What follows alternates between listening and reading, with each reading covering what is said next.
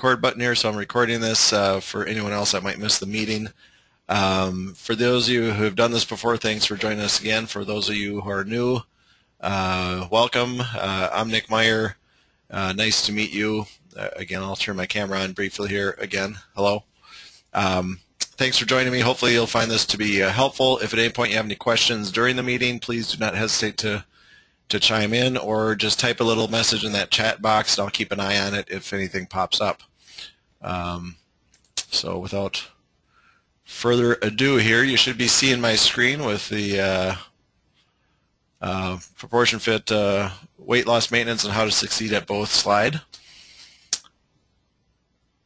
So let's get started. So what are we going to talk about? We're going to talk about the obvious things, why weight control is important, why other methods tend to fall short, how you can manage your intake by counting cups rather than counting calories, and really how you can apply this general knowledge to your specific situation. It is really meant to be a one-size-fits-all diet program with the ability to adjust to the weight you're at and what you're trying to achieve. So we'll get through all the salient points. Hopefully you've had a chance to read the book. And for those that completed the survey, thanks for doing that. I will address that at towards the end of this little talk here. My talk here will last about a half an hour or so. So why do we worry about weight? Most of these things are fairly obvious, but they are worth just reviewing just to cement in our minds why we're doing this. Most of us are doing this for improved health. You know, it takes a little stress off our bones and joints. I'm an orthopedic surgeon, so I deal with this every day. People that have arthritis. And we know that for every pound of body weight that you carry on your frame, it adds another 5 pounds of force across your knees. And so it's really helpful to take the stress off of your knees as you lose weight. There are cardiovascular benefits. It takes greater work by your heart as well as your arterial system to pump blood through your larger frame. And so if you're heavier, it's just more volume of blood that has to be pumped through your body, and there's only one pump in your body to do that work. And so it's a lot of stress on your heart. Those with increased weight are at increased risk of diabetes. And so when you have more fat on your system, it makes it harder for your body to regulate insulin, and thus you end up with increased risk for diabetes. As we become heavier too, we're at increased risk of sleep apnea. Sleep apnea is a problem where essentially the soft tissues can occlude your airway and cause you to have disjointed sleep pattern, not sleep well. It tends to make you then lethargic and tired, tends to make you not want to exercise, tends to make you want to eat, and then it becomes a vicious cycle where you tend to put on more weight. So it really is a vicious cycle that we all want to try to break.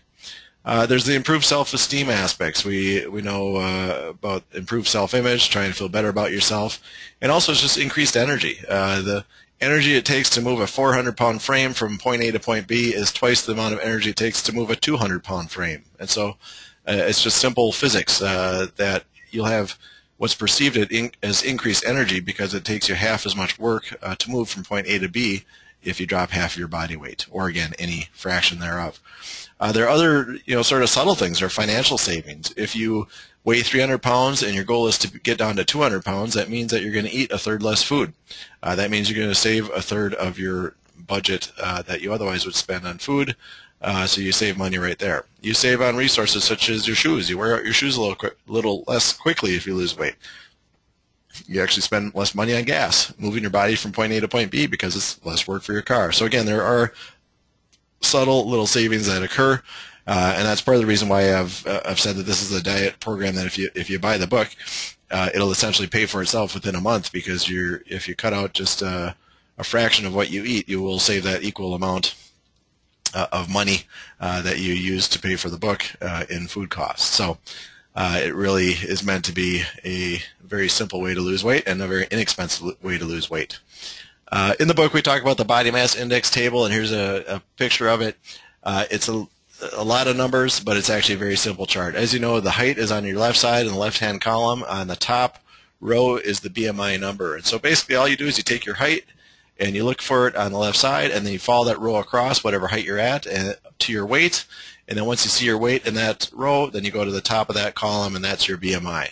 So for example, if you have a 70 inch individual, which would be 5 feet 10 inches tall, and they weigh 210 pounds. You hit this column right here, you go to the top, that person's BMI is 30. And so that's a very simple way to measure BMI. BMI, as you know from the book and from other discussions probably, is not a very accurate way to measure health. A 5'10", 210-pound running back in the NFL is a very healthy person, and yet his BMI is 30.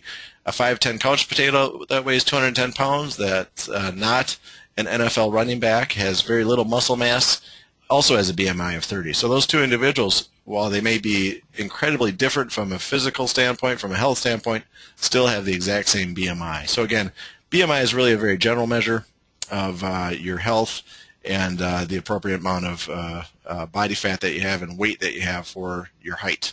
But it's a good way to just measure and see where you lie.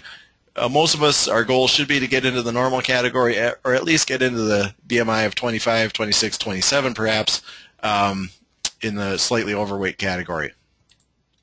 So again, if you look at this chart, you should be able to figure out what your BMI is, and if you want to try to get it down to a certain level, you can see what weight you need to get to. So again, at 70 inches of height, if I want to get my BMI down to a normal range, it would be down to 167 pounds. And so if you're starting out at 210, obviously it's a pretty lofty goal to lose 40 pounds, but certainly can be done. It just takes some time. So why do other diets tend to fail? In my opinion, it really boils down to three simple and critical elements for any treatment and any diet program. You need it to be simple and reproducible. You need it to be effective. It needs to actually work. And then you need it to be inexpensive. So if you can get those three things all wrapped up into one, I think you have a winner. Things like Weight Watchers, Jenny Craig, hiring personal trainers, Seattle Sutton, MetaFast, etc., are all very, for the most part, simple, and they can be quite effective, but they get to be quite expensive. As you're paying for meals, you're paying for personal assistance that you probably don't really need ultimately. If you're just being told to eat, that's really inexpensive. If someone just says, eat smaller portions, don't eat as much, that's great, but that's not very reproducible. At what point do you eat enough? At what point are you going to lose weight? And how do you make that sustainable? And so I think we've defined that with a ProportionFit plan. Supplements, HCG, diet pills, Advocare, I've heard of all sorts of different things. They can be somewhat effective, at least in the short term, but they're not good in the long term, and they, again, tend to be expensive. Most diets, as you know, really focus on the short term and not the long term, or they get you in the short term and they get you sort of addicted or dependent on them, either as a group or as a supplement, and they sort of have their hooks in you to keep paying them to see success down the road. And so what we're trying to do with ProportionFit is really put the control back in your hands, make you the master of your own destiny, and lose weight and get to a healthy weight and then maintain that healthy weight. And it really is very simple. So why is this? Why is a ProportionFit diet unique? I think it's unique because it is very simple and reproducible. It's self-directed. You're relying on yourself, not others.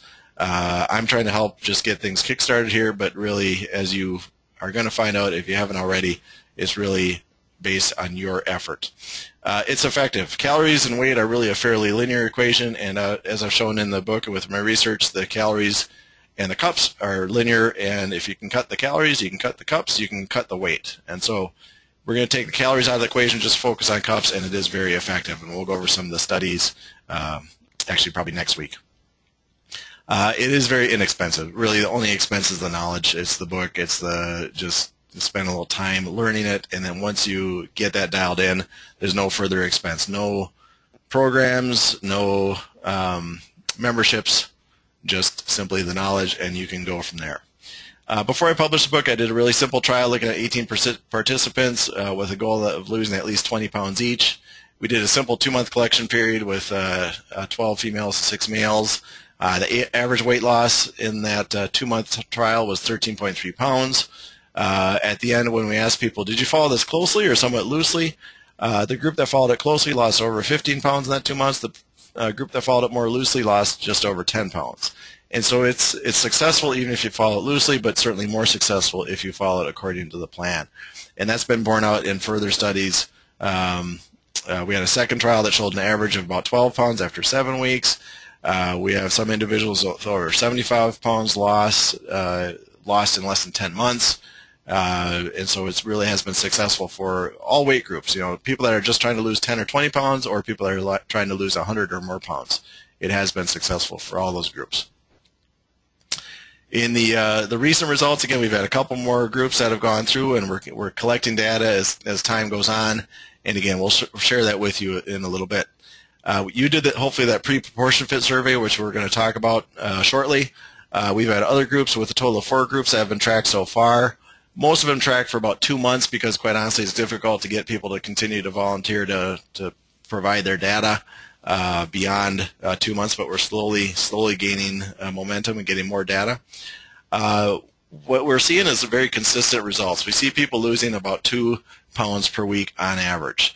The average results are great. Again, 2 pounds per week. Some people do better than that. Some people do worse. Again, it's really based on how well you follow the diet. And then I'll, again, show you some of those results later in the upcoming weeks. The current groups, which started in late November, are being tracked hopefully for a year or more. And again, we have people with 75, 50 pounds or more weight loss following the diet program. So what is this? As you know, if you've read the book, it's really just a simple manner of counting cups rather than calories, focusing on the volume of food that you're eating. People burn on average about 13 to 15 calories per day. And so if you're sedentary, you may burn less, down to 18 or 12. If you're pretty active, you may burn more, maybe 16 to 20 calories per pound. So if you take that average, we're going to go with 14 calories per pound per day. So if you take your weight and simply multiply by 14, that's approximately how many calories per day are required to maintain the weight that you're at. So if your intake outpaces that expenditure, you're going to gain weight. And if your intake is less than that expenditure, you're going to lose weight. I'm throwing a lot of numbers at you here, but another number to remember is that there are about 3,500 calories required to gain a pound of fat or to burn a pound of fat. And so if you have a 3,500 calorie deficit over the course of days, you will lose a pound. If you have a 3,500 calorie excess over the course of days, you will gain a pound. And so it's really a very simple formula. But counting calories, again, is a lot of numbers to remember. It's a bit of an inexact science, and so we're going to make the science even somewhat simpler, if still inexact, and we're going to use cups as our measuring tool rather than calories. And so instead of remembering all those numbers about calories and calories and calories, we're going to just use cups and understand that based on your weight, we can just count the volume of food, and it all averages out.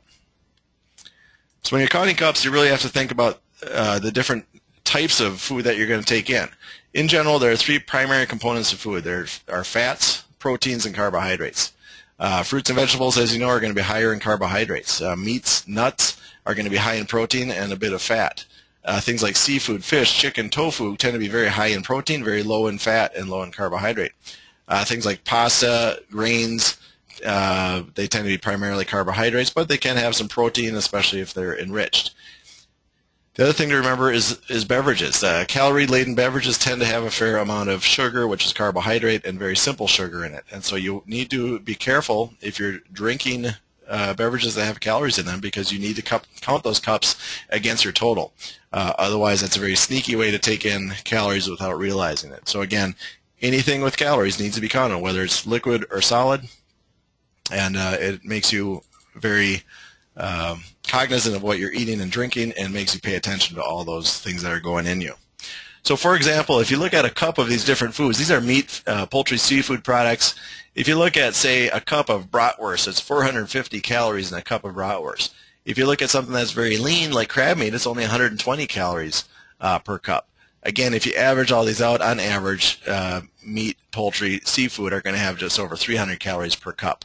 Again, I don't want you to focus on the calories per cup, but it's just interesting to look at this, look at the food choices that you often make. If you look at vegetables, vegetables on average only have about 90 calories per cup. An interesting thing to look at here is, well, look at potatoes. Potatoes have 240 calories per cup, so a pretty high calorie content per cup. But if you take those same potatoes and you throw them in the deep fryer and turn them into French fries, you now double the calorie content. You make a 240 calorie product now 480 calories per cup, because you've just added a bunch of fat into those French fries. And so by volume, it's just double the calorie count. So again, it's really important to mix it up, have some very low calorie things. Go ahead and have some French fries. We'll try and balance it out with some spinach, some lettuce without dressing, or very low dressing. And again, everything averages out. So what does all this mean? Again, it's a lot of mumbo jumbo about counting cups. What it means is if you average these out, if you have a balanced diet of fruits, vegetables, meats, grains, desserts, things like that, and even an occasional beverage, if it's alcoholic or non-alcoholic, but containing calories, you can just simply count the calories. If you average them out, it's about 270 calories per cup. And so what that averages out to, if you remember our 14 calories per pound, that's approximately 1 cup for every 20 pounds of body weight that you have. So again, now if you take your body weight and divide that by 20, you can figure out how many calories, or I'm sorry, how many cups are required for the body weight that you're at. So, for example, I'm about a 200-pound individual. It's easy math for me. If I divide that by 20, I get 10 cups. And so I require about 10 cups per day to maintain the body weight that I'm at. And if I want to lose weight, I just subtract 1, 2, 3, 4 cups, whatever, per day, and slowly my weight will come down. So whether you know it or not, that is approximately, on average, what you are eating per day, whatever that number is. That's what you eat on average to be the weight that you are today. Taking it with a little more detail, again, instead of just dividing by 20, there's a little bit more of a specific formula. But again, this just shows a reflection of a 300-pound individual is going to have about a 4,200 calorie per day requirement, and it's going to be taking in about 15.5 cups per day. Whereas someone who's half that size has 210 calories is going to have half as many cups per day. So again, the surprising thing is the difference between, say, a 200-pound and a 250-pound individual is only a matter of 3 cups. And so if you can imagine just eating 1 extra cup of food per meal, that's the difference between weighing 50 pounds more than this person. And so it really can be a very sneaky way to gain weight, and that's usually how we have gained weight over the years. So just to review, a cup is an 8-ounce per volume portion. And so a simple 8-ounce or 1 cup portion will make you 20 pounds heavier over time. If you take in an extra 2 cups per day, you're going to weigh 40 pounds more than you want to. If you take in 3 cups more than you want to per day, you're going to weigh 60 pounds more, and so on. And so your body needs and wants and thus signals to your mind enough calories to sustain itself. Otherwise, that's what's called hunger. So if you don't have enough calories in your system to sustain whatever body weight you're at, you're going to have this feeling of hunger.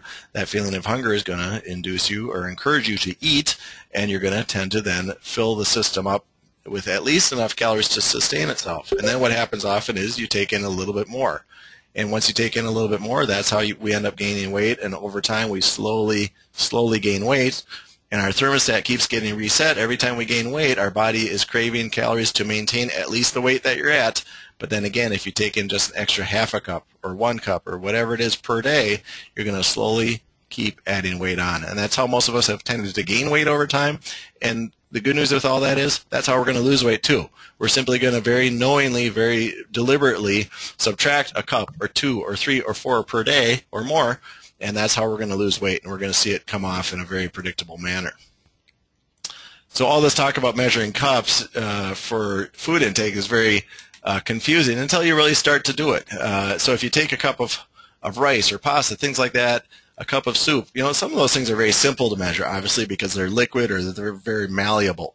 But one way to demonstrate is if you take a cup like this and you put it in rice and you dump out that rice like this, you have this glob of rice that looks like a cup. So that's easy to measure. Well, if you take that same cup of rice, now you flatten it out and you shape it into what looks like a piece of pizza, well, you realize that piece of pizza right here, that piece of slice of sort of standard sized pizza is going to equal a cup. We also know that an apple fits nicely into a cup, so an apple is about a cup. Or if we take this little 4.5-inch sub sandwich and we lay it next to a 12-ounce can, we realize that sub sandwich is equal to about 12 ounces, which is equal to about 1.5 cups. And so it becomes very easy to start measuring foods visually. It's best, however, to start with a measuring cup.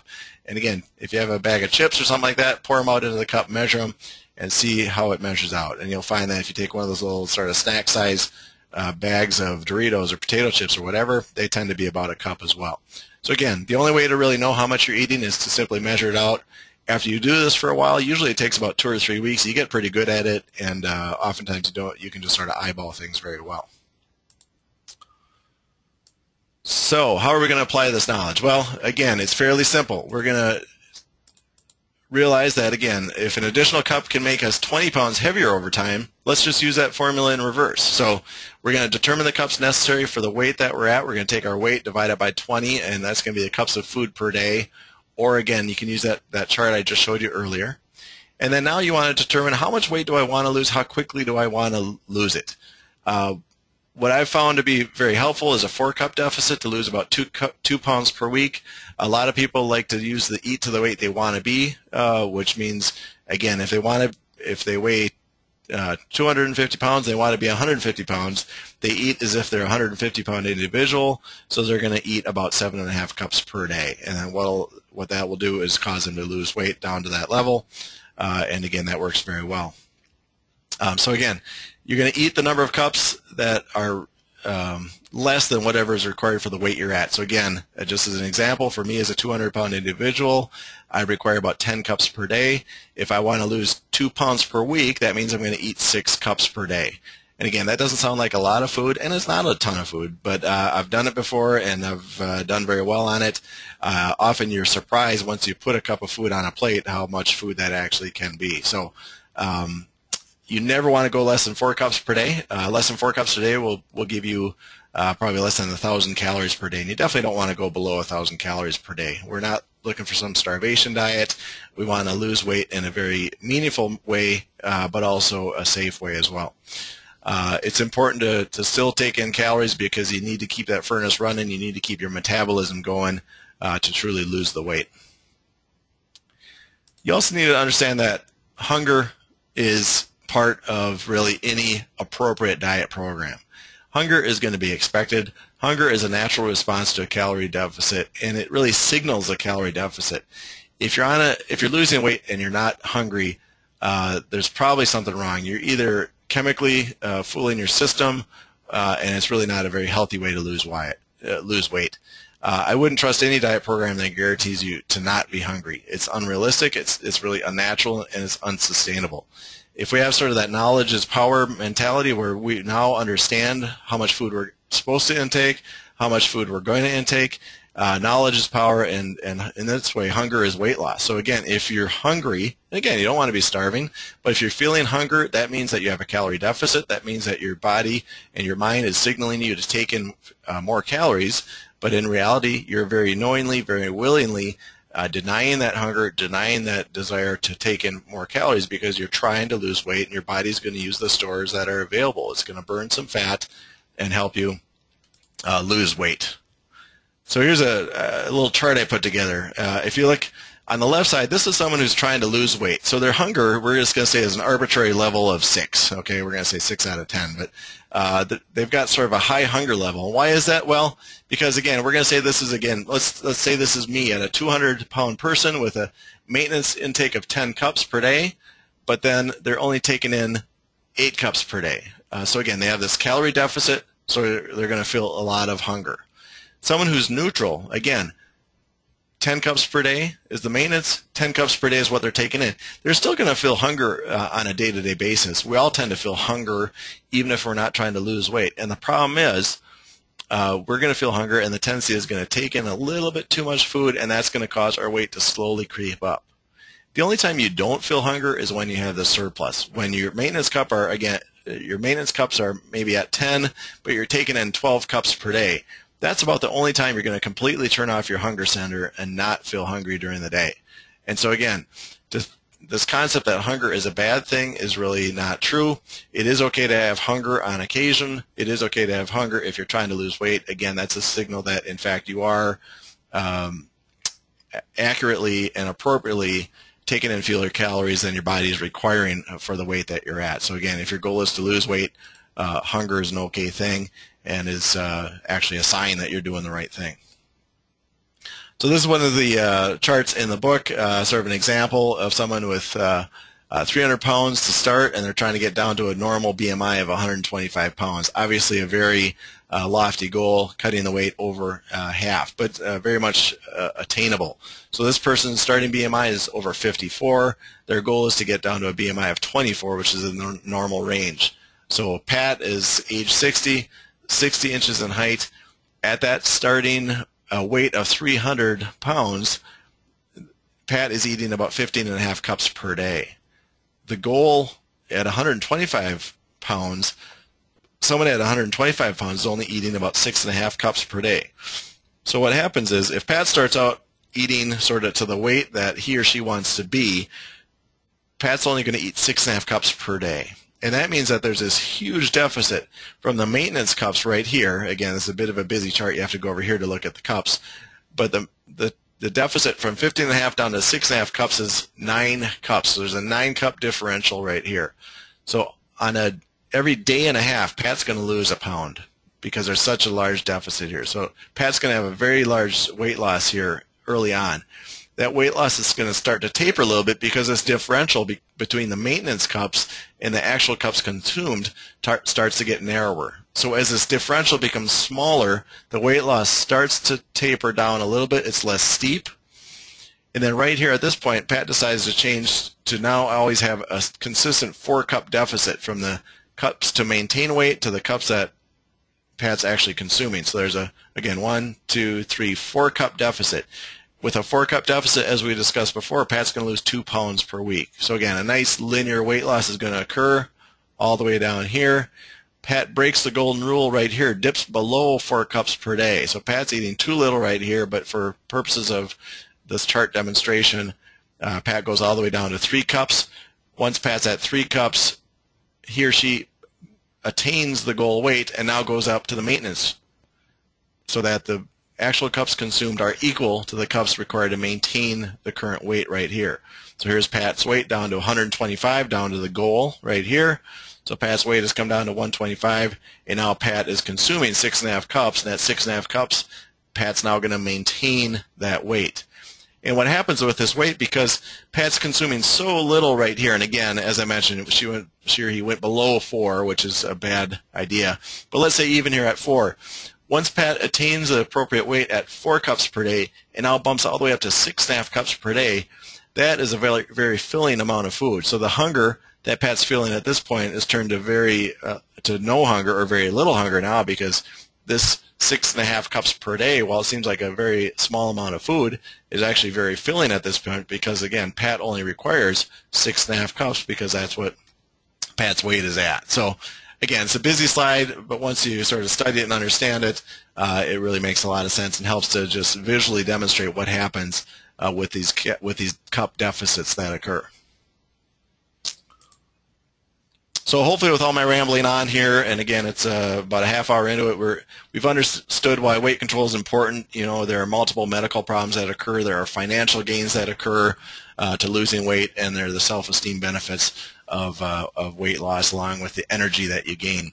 Why other methods tend to fall short? Again, they lack one of these 3 things. They're either not simple, they're not effective, or they're just too darn expensive. And so hopefully with ProportionFit, we've really solved that equation, and we've found all 3 of those things together: the simplicity, the effectiveness, and the inexpensiveness that goes along with this program. You can really manage your intake very easily by just simply counting cups rather than calories. Don't pay attention to calories. Just understand that 1 cup of food equals about 270 calories on average. And again, if you just know how many cups of food you're supposed to eat and you balance your diet, remember about 1/3 of your calories should come from fruits and vegetables, about 1/3 should come from proteins, and about 1/3 can come from fats and other mixed items. And so you really just want to have a good balanced diet. Don't eat just cheesecake, don't eat just meat and potatoes. Do have some fruits and vegetables all mixed in there, and with doing that, you will average out your calorie intake, and your cup count will be a very simple way to measure your intake. You can apply this knowledge by really to any situation. So whether you weigh 100 pounds, 200 pounds, 300 pounds, 400 pounds, it doesn't really matter. Just understand that 1 cup is required for every 20 pounds of body weight, and for every cup per day that you restrict, you will lose a ½ pound per week. So if you restrict 2 cups per day, you will lose 1 pound per week. If you restrict 4 cups per day, you will lose 2 pounds per week, etc. And so again, it's a very, very simple formula. Sorry, my phone's ringing.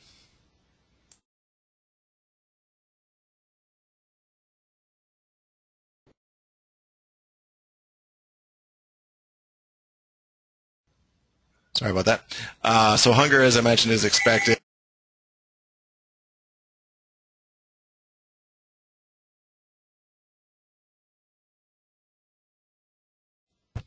Sorry about that. So again, hunger is very much expected, and it's okay. Um, Sorry, I had to mute myself for a second because I had a phone ring in the background.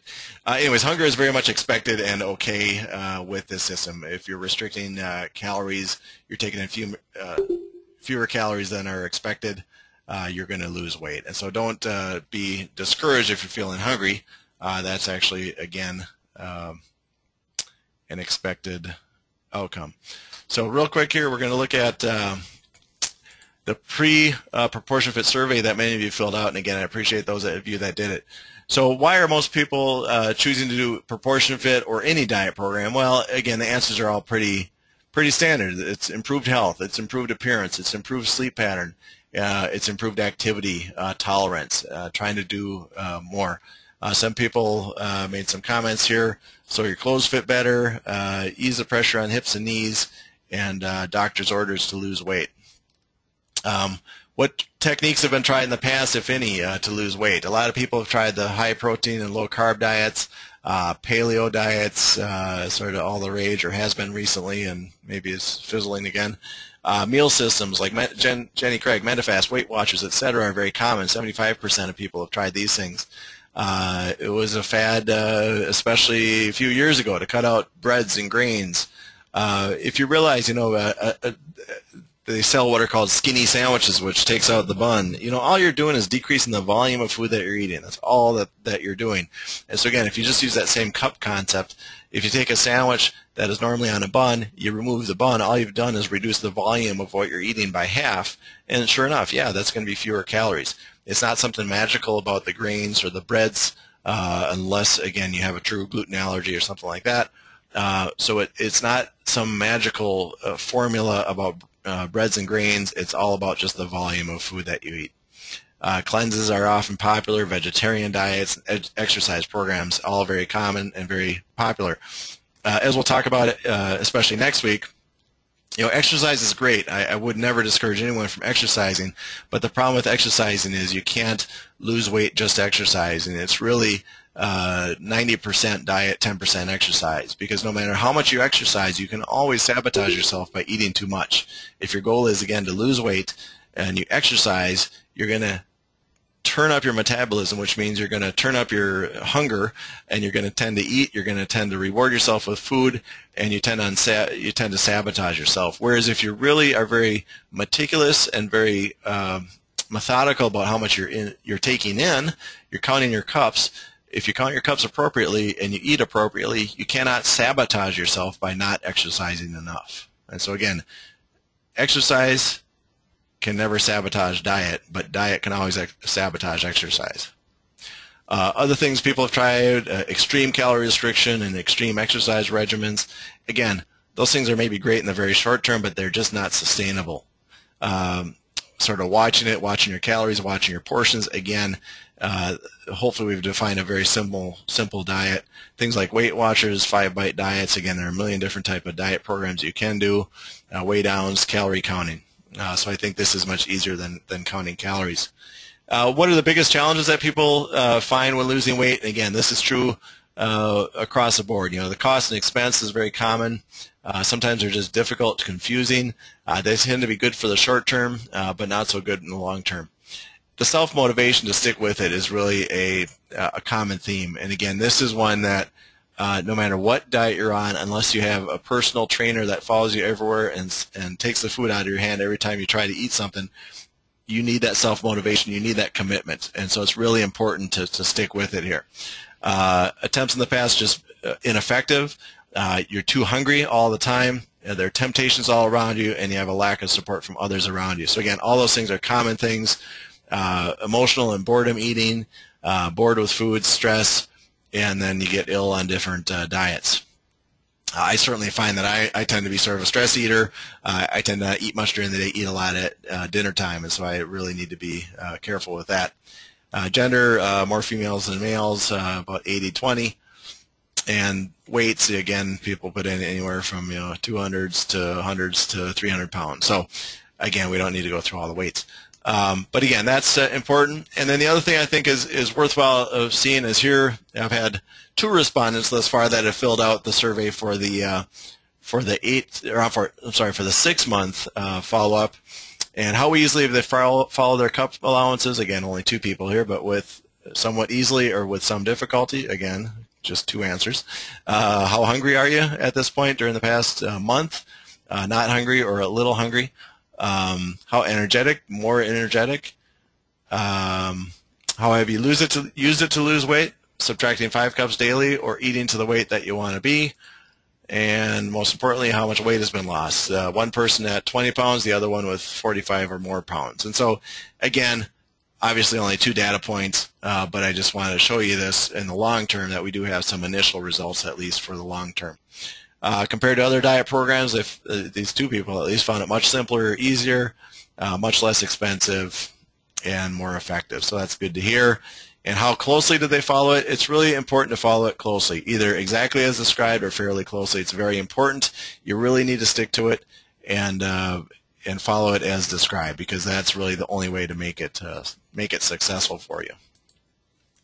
So, like anything, unless you actually apply the program appropriately, you're just not gonna succeed, or you're not gonna see the results you want. So, at that point here, I'm going to hit the unmute button so that if anyone has any questions, they can chime in. Or if you have anything, if you don't have a microphone, just type a little comment in the chat box, and I'll try to respond to it. Does anyone have any questions for me right now?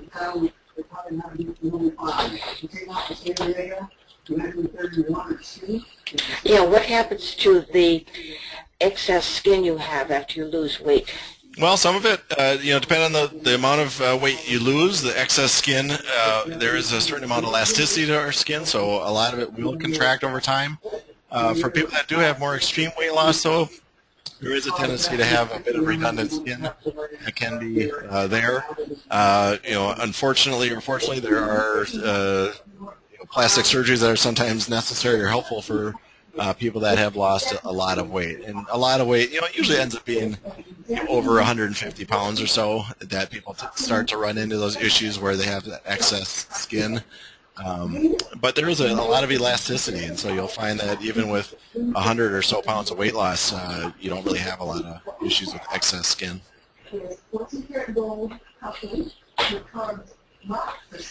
And if people want, in this program, I certainly don't require it, but if people want to share their weights with me and let me know how they're doing, give me their weight from this morning and give me maybe a weekly check-in. Sometimes it helps for accountability to have someone to report to, and I can also give you advice along the way if you find that you're losing weight either faster or slower than you want to. I can give you some recommendations. If you don't want to share that, again, you certainly don't have to. I want to offer it if it helps for anyone.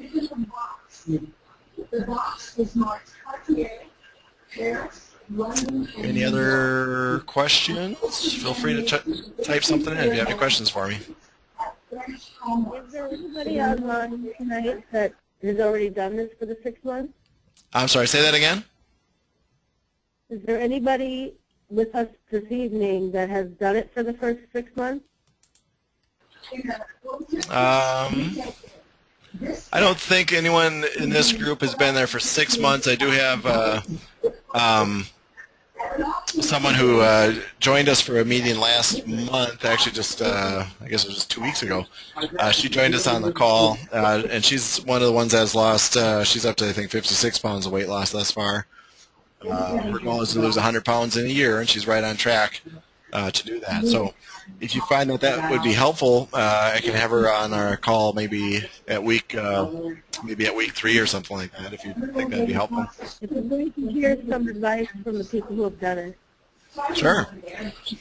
Absolutely. I think, one of the, and I'll share some of the things that she shared with me, and in fact, I'll try to put that meeting online. I recorded it, just haven't been able to produce it yet. But some of the things that she shared, sorry, Pat, I just have to mute you because there's a background noise. Some of the things that she shared was that it's really helpful to have accountability. She tends to be really good at working out and getting up early and exercising. She's doing CrossFit, and so by by joining a club or joining a group and exercising as a group, she found that that was really helpful to have others to motivate her. She also found it very helpful to again join a group and make it known to her friends, make it known on Facebook, things like that, that she's trying to lose weight, that her goal is to lose this weight, and so it makes her feel accountable to other people that she's trying to lose it. And so also, and it helps to have a group around her that's supporting her in her weight loss, not judging her, but again helping her, so they're not, you know, bringing pizza and beer over every time they come to have a party or do something fun with her. Not that you have to, again, restrict everything and not have any fun foods. Again, pizza and beer are by all means allowed in this diet program. It's just a matter of making sure you don't eat nothing but pizza and beer, and you watch the quantity or volume that you're taking in. So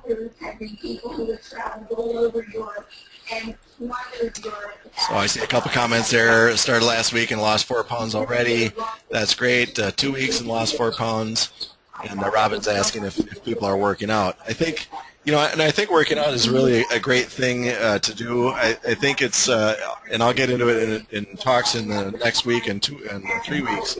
But I think working out is really important, and setting exercise goals for yourself so that you can maybe do a 5K, or maybe just run a mile, or bike a mile, or swim a mile, whatever it might be. You know, setting up some sort of goals for yourself to attain some physical activities goals is very helpful and very beneficial.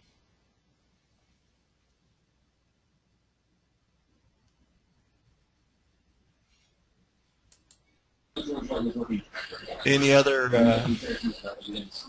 questions? A quiet group here. Sorry, Pat, did you have something to say?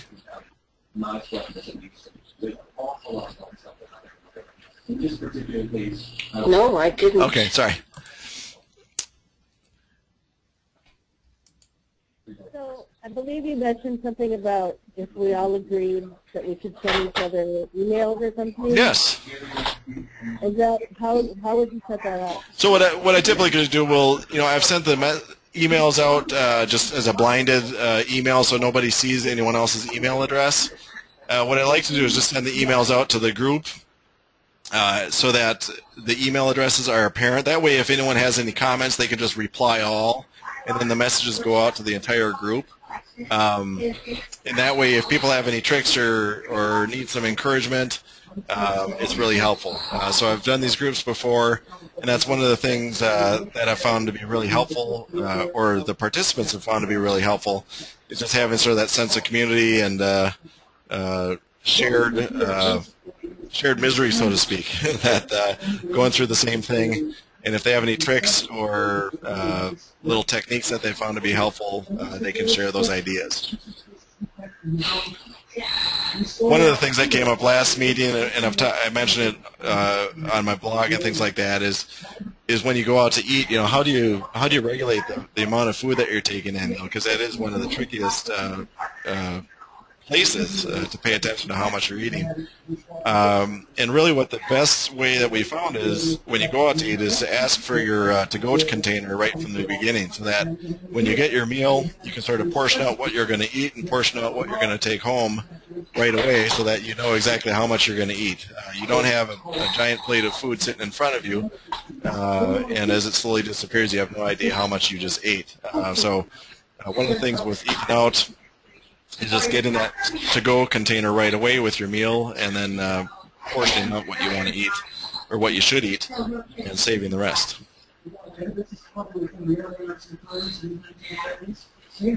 So if anyone doesn't want their email in that public group, just let me know. Just send me an email in that regard, and I can keep you on a blinded group.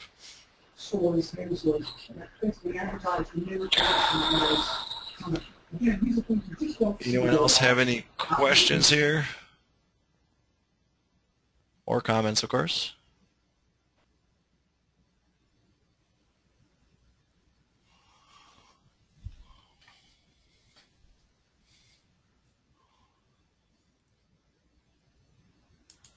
A good idea. I'm sorry, say that again?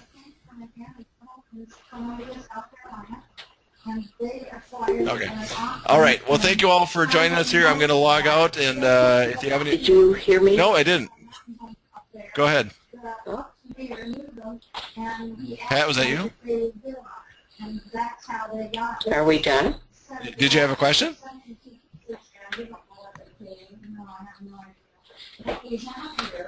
Pat, did you have a question, or who's asking me a question? Nick, it's Joyce. Hey, Joyce. They typed a message. They typed a message for you. They're asking for examples. Oh, okay. Sorry. Okay, sorry, I didn't see that here. Last week before I started the gym, now I'm doing both this week. I will send a link for follow-up surveys, absolutely. Did something happen, or did we get cut off? I'm still here, Pat. I don't know if you... Hopefully you guys can still hear me. Sorry, I didn't see the chat messages here. I will send a link for follow-up surveys, absolutely. I will check in with you weekly, and we're going to stick to the program. Thank you. Sorry, I didn't see all these messages you guys are typing. You're so busy typing. I thought you were being quiet. I can't hear anything. I think, Pat, if you can't... Sorry, let me just wait a quick... Pat, if you can't... Something happened. I can't hear anything. I'm just going to mute Pat there for a second. I could still hear you. I think everyone else can. I think Pat's just having some audio difficulty. So the people with success, yeah, I think that's where it really it's helpful to have the group together on a little email chain. That way you guys can just respond to each other if you have anything that's really beneficial. Examples of what you eat in a typical day. Again, everyone's diet's different. I don't think you need to restrict yourself or eat any sort of special bars or anything. I think the key is to really balance out the fruits and vegetables, meat and potatoes. I'm a pretty standard Minnesota diet kind of guy where I'm going to have, we had some, enchiladas for dinner tonight, and I had some pasta this afternoon for lunch, and I had a little salad and an apple, things like that. I think the key is to have a variety and have all sorts of different nutrients in your system.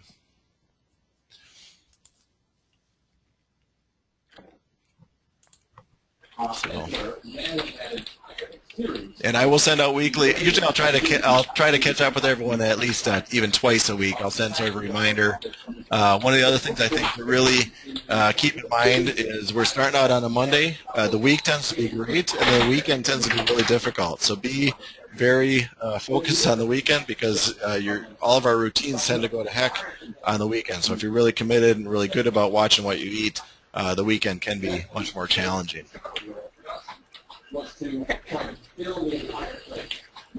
I haven't any sound.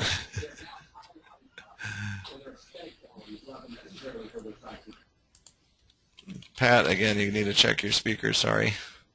How much is a sandwich typically measured? That is, yes, that's going to be about 1.5 cups, depending obviously on the size of the sandwich you're making. If it's a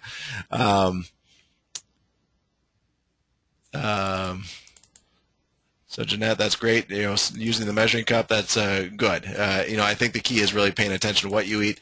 A typical sandwich, say you're having 2 typical slices of bread and some meat and lettuce or something like that in a sandwich. Typically, that's going to be at about 1.5 cups. It can be as many as 2 cups. But I think using that. I have no. Using that 12-ounce cup, or I'm sorry, 12-ounce can as an example to measure against, that really is helpful. Yeah,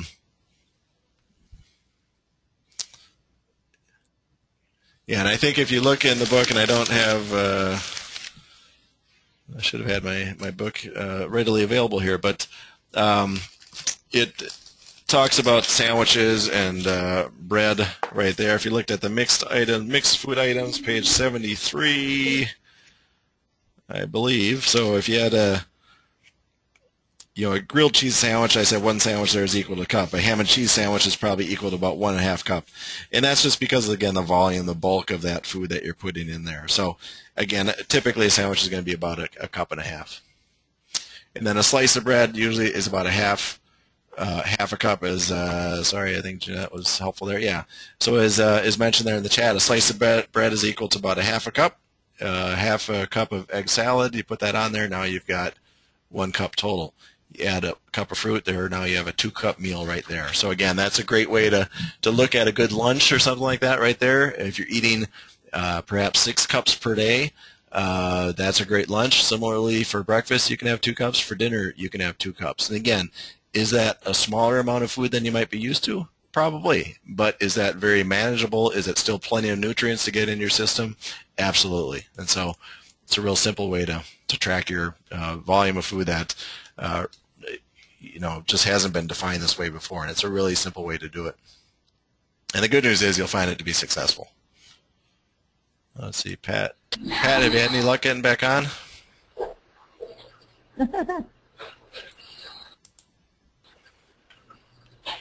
Doesn't sound like it. All right. Anyone else have any questions? I don't want to put you on the spot, but Go for it. Okay, so I always ask questions. I'll be your #1 questioner. Perfect. So the scrambled egg says it's 360 calories a cup. Now, without going to go make them and measure it out, do you know if that's 2 eggs, or do you know how many eggs that is? For scrambled eggs? Well, it says one cup of scrambled egg is 360, and I take 2 eggs every day and put them in a cup, and I go to work and microwave them, and I'm like, wow, I hope it's not 360 calories. No. So again, 2 hard-boiled eggs. If you have 2 hard-boiled eggs, for example, those are not going to be, that's not equal to 2 cups. In fact, 2 hard-boiled eggs, I think, is equal. I thought I had that in here, but again, I'm sorry, I don't have this all memorized. Hello? Pat, we're here. If you can't hear us, we're here. I'm going to have to mute you again, though. Sorry. Yeah, so scrambled eggs, 360 calories in a cup of that. But if you have just a hard-boiled egg, so if you take a cup of chopped hard-boiled egg, that's 210 calories. So again, those are 2 different, they're still eggs, but a hard-boiled egg is just egg, whereas, again, scrambled eggs, you're going to have more density in there than a chopped up hard-boiled egg. So I think, and again, I apologize, I don't have that broken down, but I think a single hard-boiled egg is equal to about a third of a cup. And so I think it takes about 3 eggs to equal a cup. So 3 hard-boiled eggs to equal approximately a cup. So if you have 2 hard-boiled eggs, assume that that's about 2/3 of a cup. Yeah, I have them scrambled, so I usually do, I'll just measure it tomorrow. I'll just do, because when you do it in the microwave, it puffs up to about 3 cups, and then it fizzles down to about a 1/4 cup. Right. So it's kind of, you can't really measure it that way. So maybe I'll just make them regular and then kind of measure that. And the key is, and again, it's hard not to focus on the calorie count, but really just focus on the pure volume of food, because part of what this concept does is, it gets that tone of your stomach to get used to a smaller volume of food. And so part of what makes us either hungry or satiated, not hungry, is just that tone of our stomach and the amount of dilatation that occurs when our stomach is full or not full. And so if your stomach becomes used to smaller volumes of food, Hello, is the anybody tone there? increases. We're still here, Pat. The tone increases, and you're going to find that, again, smaller volumes of food decrease your hunger easier. And so while again it's hard not to focus on how many calories are in a cup of eggs, or how many calories are in a cup of a sandwich, or how many calories are in a cup of rice, really just don't even worry about the calories. Just focus on the cups, focus on the volume of food, and forget about the calories.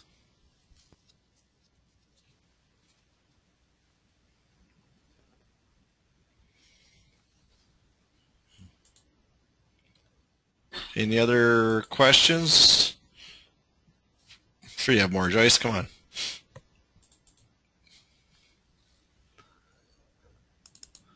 All right. Thanks for the vote of confidence there, Jeanette.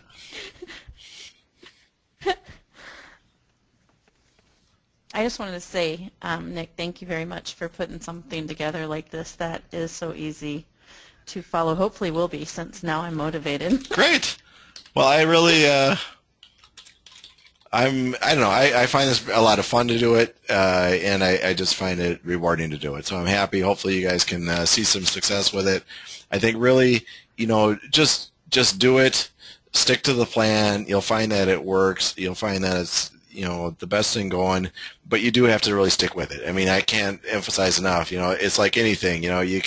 You can have the best car in the world, but unless you put gas in it and you maintain it, it's not going to work very well. So same thing here.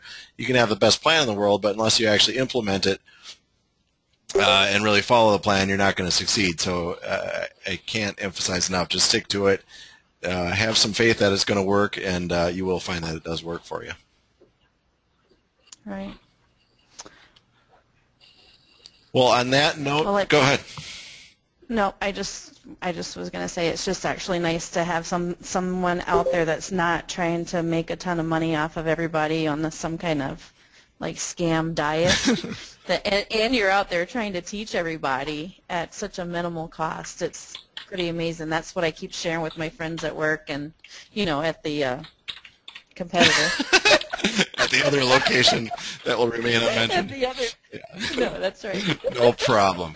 I'll let you join me even despite that. All right. Well, thanks, everyone. Yeah, please spread the word. If there's anyone else that wants to join us in this upcoming week, let me know too, and certainly I can get them in the loop here.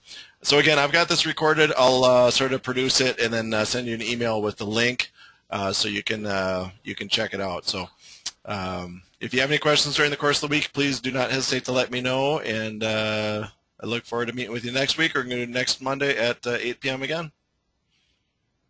All right. All right. Thank you all. Have a great night. You too. Bye-bye. Bye.